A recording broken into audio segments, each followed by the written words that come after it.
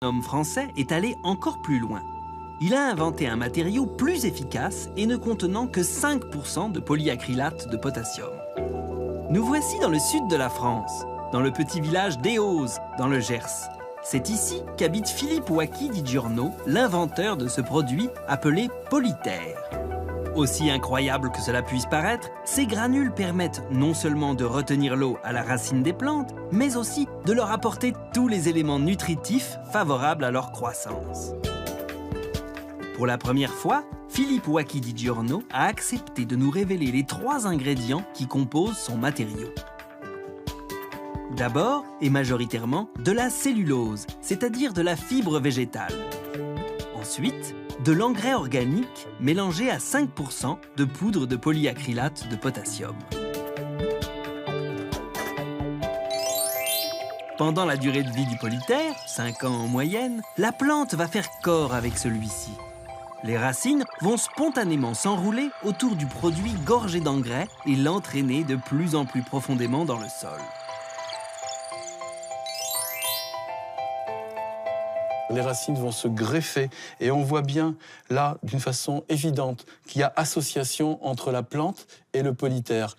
L'image la plus flagrante, c'est un puits et un garde-manger pour chaque plante.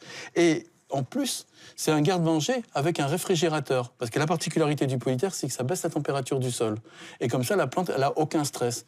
Aucun stress, développement optimisé, développement du végétal, développement des fruits, développement des fleurs.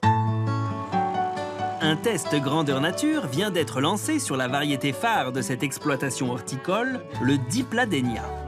2 grammes de polyter par litre de substrat sur la bagatelle de 20 000 pots. 4 mois plus tard, premier bilan comparatif. Alors, on va regarder l'essai. Ici, on a une variété blanche avec du polyter. Avec polyter, ok. Et ici, c'est sans polyter. Sans polyter. Un Dipladenia avec polyter, après 1 mois et demi de culture, on voit le développement racinaire beaucoup plus important. On voit que les racines sont bien cheminées autour et au fond du pot, bien réparties. Et ça, c'est très important pour la continuité du développement du végétal. Et ce qui est très intéressant de voir, que c'est une culture qui est menée avec très peu d'eau. Le substrat est pratiquement sec. Maintenant, on va voir au niveau de la plante sans polyter. On voit que le développement est assez faible pour l'instant et on voit que la répartition est pas du tout la même.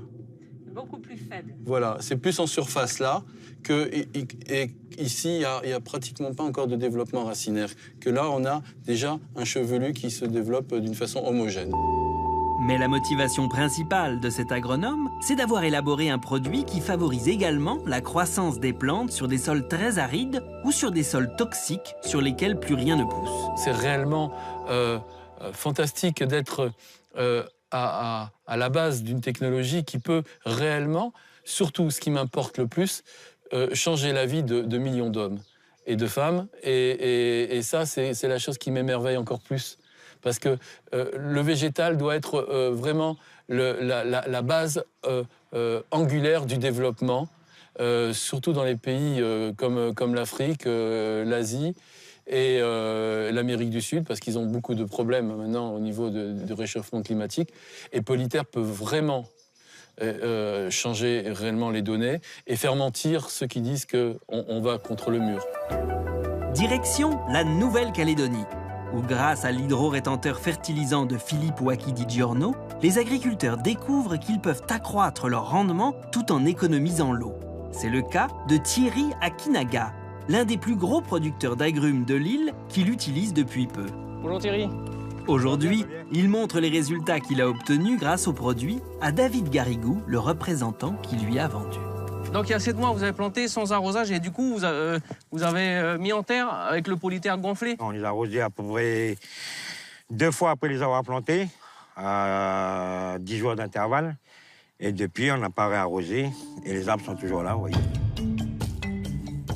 Pas d'arrosage, pas d'engrais à ajouter, le prix d'achat du polyter est largement compensé par les économies de main-d'œuvre réalisées. Alors voilà, ces arbres, ils ont eu 2 ans au mois de septembre. Ils ont 2 ans et 2 mois. Et ils rapportent déjà. Alors que pour avoir la même production, ce serait aux alentours de 3 ans et demi, 4 ans, quoi. J'ai aucun système d'arrosage qui est sur place, donc ils ne sont pas arrosés. C'est bien grâce aux polyterres qu'ils ont poussé aussi vite. Là, on a ramassé à peu près 30 kilos par arbre. C'est des arbres qui vont arriver à près de 100 kilos, qui vont produire à près de 100 kilos à 2 ans. C'est extrêmement rare.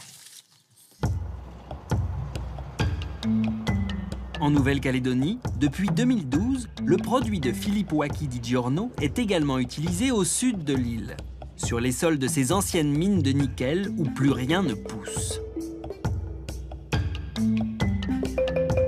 Les pouvoirs publics ont décidé de lancer sur cette zone chargée en minerais très toxiques et pauvres en matière organique un programme pilote de reforestation. Alors ça, cet arbre-là, c'est quoi ça? Ça, c'est un Ostrobuxus. Attends, on va mesurer le trou. Donc là, tu prends déjà d'abord le diamètre. Les premiers résultats sont très encourageants. Arbres et arbustes sont de retour. Et même si les études manquent sur l'innocuité de ce produit, voir repousser la flore sur tout type de sol, même les plus dégradés et les plus toxiques, représente un immense espoir.